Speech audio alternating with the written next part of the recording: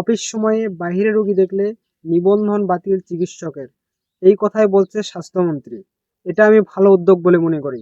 আপনি যখন সরকারি হাসপাতালে যাবেন, যে দেখবেন যে ডাক্তাররা সবসময় আসে 10টার দিকে, তাদের আসার কথা ছিল 9টায়, বসার কথা ছিল, তারা আসে বসে 10টায়।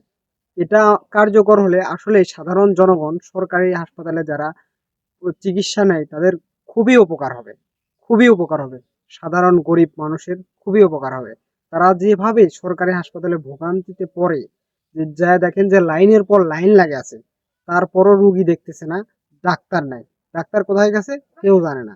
তবে এটা করলে আসলেই, যদি এর সাথে যদি জনসাধারণও উদ্যোগ নেয় যে ডাক্তারের যে আসেনি, দেরিতে আসছে, যদি রিপোর্ট করে, তাহলে কিন্তু এটা আসলেই ভালো একটা উদ্যোগ বলে মনে করি। তাহলে কিন্তু তাদের শাস্তি হবে জনসাধারণ কঠোর হওয়ার কারণে, এবং তাদের নিবন্ধন বাতিল হবে। এটা ভালো উদ্যোগ। তবে এটা কার্যকর করতে হবে, বাস্তবে কার্যকর করতে হবে, তাহলে এটা একটা ভালো উদ্যোগ হিসেবে গ্রহণযোগ্যতা পাবে। কি বলেন?